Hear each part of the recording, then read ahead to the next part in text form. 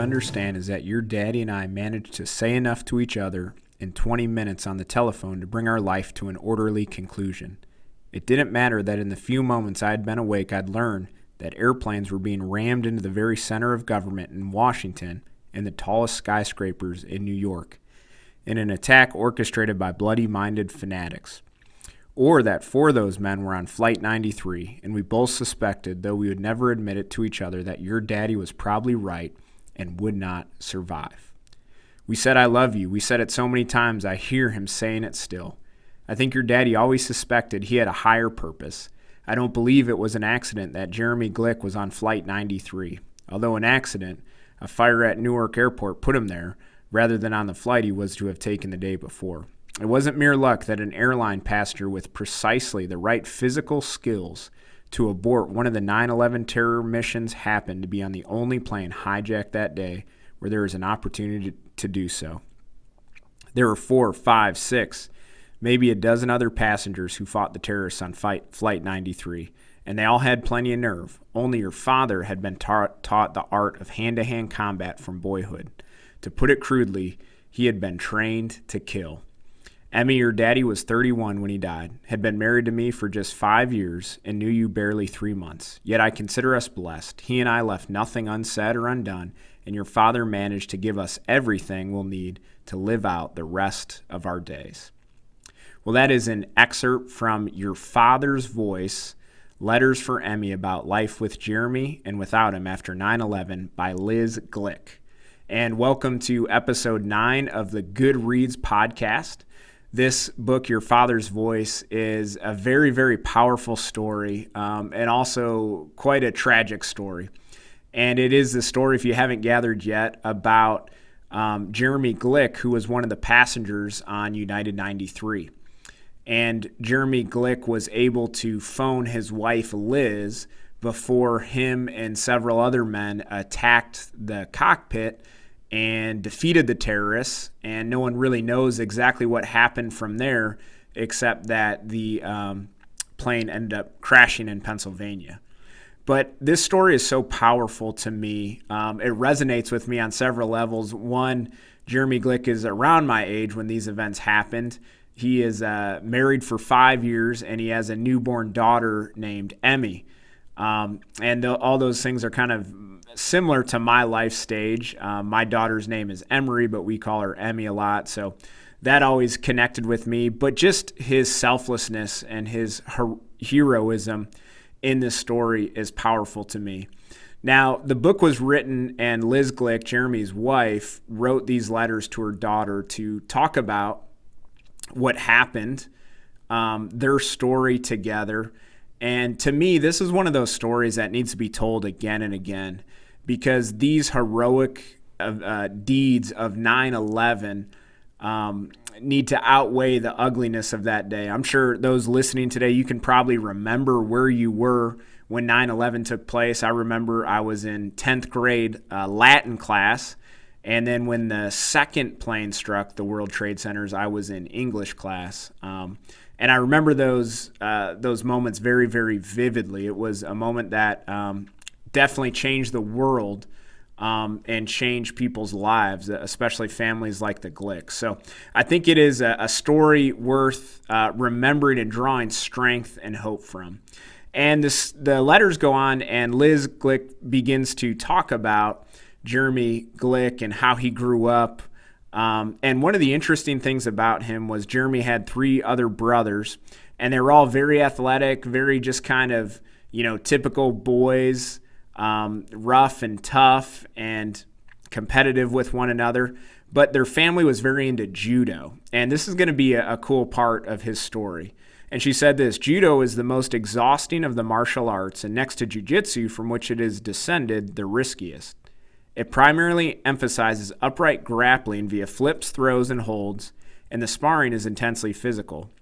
A judoka or judo fighter who is thrown and lands incorrectly can be seriously injured, and broken limbs are not unheard of in adult competition. In addition to the sport, the boys soaked up the philosophy of judo, which is that the judoka's strength allows them to be gentle by choice rather than from weakness. And judo was a big part of his youth. That was his sport of choice. He also wrestled. And as you heard in the introduction, his training allowed him to be essentially a dangerous weapon in that scenario. And she's going to talk more about the role that judo played in his life. But just as someone who's interested in grappling and has seen judo firsthand, it is a very, very cool sport, very technical, very physical, and people who are proficient at it are a handful for sure. But she talks about how the days right after Jeremy died and just how disorienting and crazy it was. And she talks about at their home, all kinds of gifts being sent and how she dealt with that and the feelings that arose from it. Just some interesting things to point out. She said 2 Vietnam veterans sent their Purple Hearts, an extraordinary touching gesture. Yet I wanted to say to them, this is not what Jeremy and I were about. Jeremy didn't sign up to fight terrorism. His was an act of love, not war. He did what he did because he wanted so very badly to come home to his wife and baby daughter. And it's just interesting to me to see the process, and she's very vulnerable in this story, but just about what the grief looked like and felt like. And you'll see as she goes that there's a lot of confusion, there's a lot of anger, there's a lot of ups and downs. And I just thought that was helpful because I know 2020 and has been a year for a lot of people of grief. We're literally losing our loved ones or losing jobs and things like that.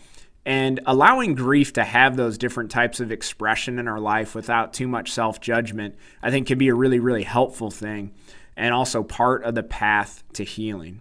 She talks about how shortly after his death that she searched the house. She said anything containing Jeremy's voice or image seemed infinitely precious. It turned out there weren't nearly as many pictures of you with Daddy as I'd hoped. Remember, this is in the format of letters to her daughter. You don't take pictures thinking that all you'll have left. However, his cell phone hadn't been turned off, and I found myself ringing up to hear his voice, calm and deep, very comforting on the recorded messages.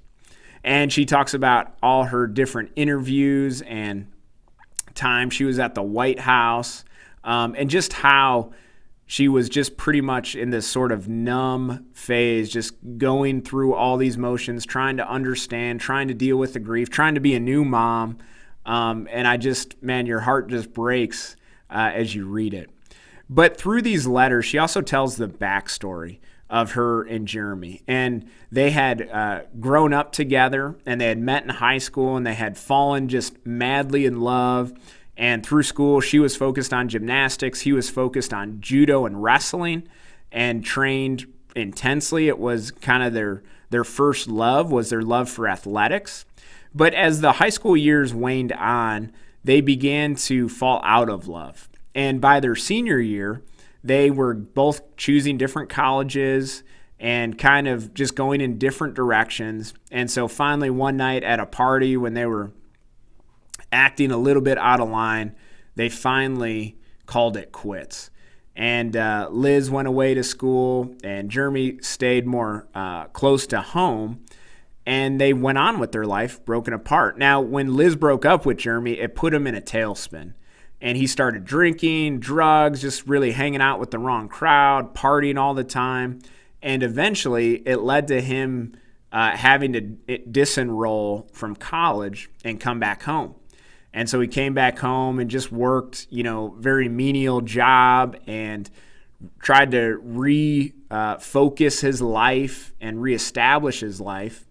And while he was doing that, in the course of time, they ended up connecting again when they had went out to a local bar with friends. And from that moment, they began to talk and to rekindle their relationship and to fall back into love. Now, the story goes on that Liz, she kind of jumps back and forth between the past of their relationship and then her going through the loss of Jeremy. And here she's talking about his loss. She said what Jeremy did was convert a national trauma that might have been unendurable coming on top of what had already happened on 9/11 into a moment of sustenance and comfort. I was proud of your daddy because he took fate into his own hands, as he always did. Just being Jeremy, he wouldn't stand for the worst result. So he gave us this wonderful story, a national myth to elevate our grief. He didn't save the White House, but he showed us so clearly the part of the soul that stands up and says, you can take me into the ground with you, but I'll fight you. I'll bloody you. I'm bigger than you know. At some moments in history, a moral victory looms larger and becomes more important than the other kind. I just thought that was a powerful thing to think about. And in the context of that, she just talks about how, as she learned more and more about what happened on United 93, she became obsessed with the timeline, what was happening with the government, and how the government had given the okay, as you can imagine, for fighters to take the plane out if it would get in a certain proximity of Washington, D.C. And she talks about how she was so angry about that, but yet understood it and all this sort of thing. And again, it just gives you a window into the intense and confusing emotions that an event like this would bring. But I love how she does see the power of Jeremy's story. You know, that here's a man that just decided, well, I will fight and do what I can against these men who are perpetuating this evil. And that's essentially what Jeremy gave his life to.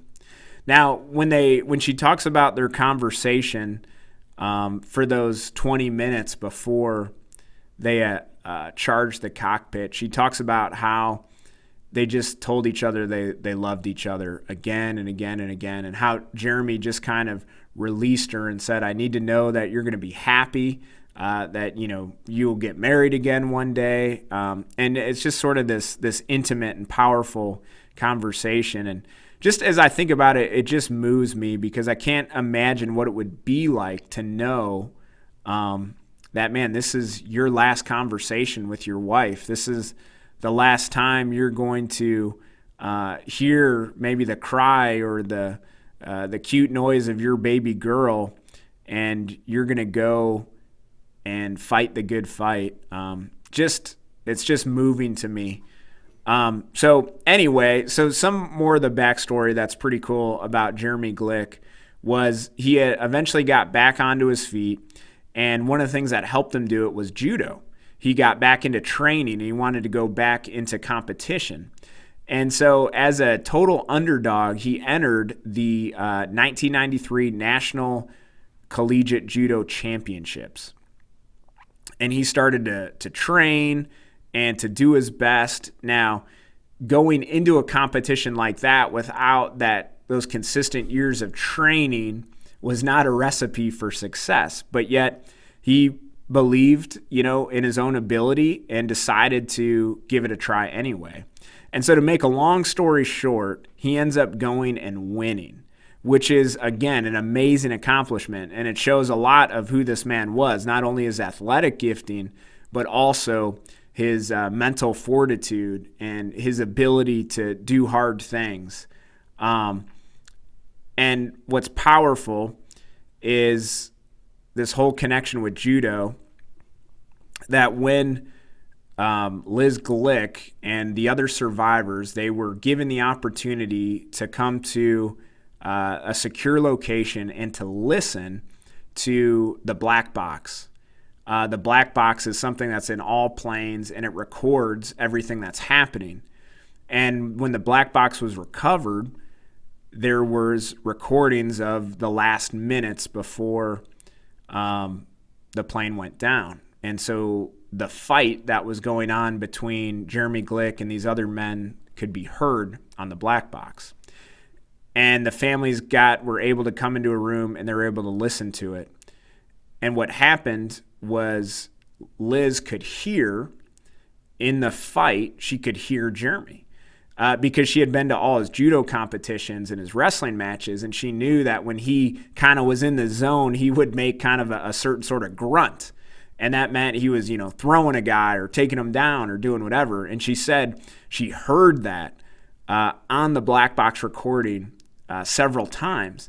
And what she realized is that it meant he was whooping some butt and taking these guys out and taking them down, which again, to me, is just amazing that his life experiences culminated to prepare him for this moment of sacrifice and this moment of courage.